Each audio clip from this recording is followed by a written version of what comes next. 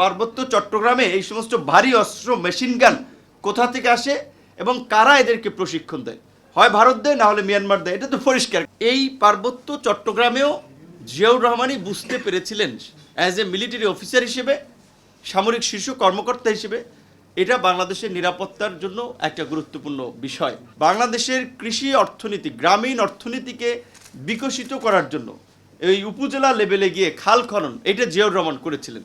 কৃষকদের সুবিধার জন্য সেচের আপনার সারের ক্ষেত্রে ভর্তুকি দেওয়া এটা জিয়াউর রহমান সরকার করেছিলেন। শিল্প কারখানাকে কিছু ক্ষেত্রে প্রাইভেটাইজেশন, যদিও এটা আবার ধরেন কেউ কেউ এটার বিরুদ্ধে আছে, সেটা থাকতে পারে, পলিসির বিভিন্ন ধরনের ক্রিটিসিজম থাকবে। বেগম খালেদা জিয়ার সরকার এটা ইনিশিয়েটিভ নিয়েছিল। তো আজকে এই পার্বত্য চট্টগ্রামেও জিয়াউর রহমানই বুঝতে পেরেছিলেন অ্যাজ এ মিলিটারি অফিসার হিসেবে, সামরিক শীর্ষ কর্মকর্তা হিসেবে, এটা বাংলাদেশের নিরাপত্তার জন্য একটা গুরুত্বপূর্ণ বিষয়। কাজে এখানে পপুলেশনের ভারসাম্য, এখানে নিয়ন্ত্রণ রাখা, সেই পলিসিতে যে ধরনের কৌশলগত পদক্ষেপ নেওয়া লাগে সেটা তিনি নিয়েছিলেন। আমি ডিটেলস যেতে চাই না, কিন্তু এইটার অনেকেই রেফারেন্স দিয়ে সমালোচনা করে আসেন যে জিয়াউর রহমান এই সমস্যাটা করেছিলেন।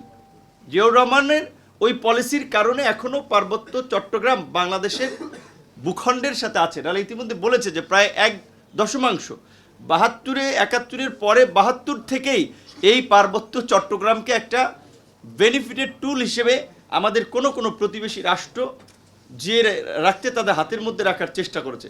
এবং এই যে কতগুলো নিউজ আমি পড়ে শোনালাম, এটা তো আমার কথা না, এটা আরও কারো কথা না, পত্রপত্রিকায় নিউজ হয়েছে।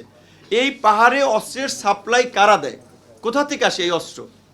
এটা তো একটা, আমার মনে হয় মোটামুটি যে কথা বলতে পারে, স্কুলে যেই বাচ্চারা যায়, ওরেও যদি বলা হয় যে বাংলাদেশের পার্বত্য চট্টগ্রামের সাথে বর্ডার আছে 2টা রাষ্ট্রে, মিয়ানমার এবং ভারত, তাহলে তুমি বলো যে এই পার্বত্য চট্টগ্রামে এই সমস্ত ভারী অস্ত্র মেশিন গান কোথা থেকে আসে এবং কারা এদেরকে প্রশিক্ষণ দেয়? হয় ভারত দেয়, না হলে মিয়ানমার দেয়। এটা তো পরিষ্কার, কারণ 2টা দেশের সাথেই বর্ডার আছে। ওইখানে পাকিস্তান কিংবা শ্রীলঙ্কা কিংবা নেপাল আইসে ওইখানে অস্ত্র দেওয়া সম্ভব না, প্রশিক্ষণ দেওয়া সম্ভব না। এবং আরও অনেক নিউজ হয়েছে যে এই সমস্ত সশস্ত্র গোষ্ঠীর লোকেরা ট্রেনিং নেয় মিজোরাম, মণিপুরে, এমনকি তাদেরকে ফান্ডিং করা হয় এই সমস্ত জায়গা থেকে।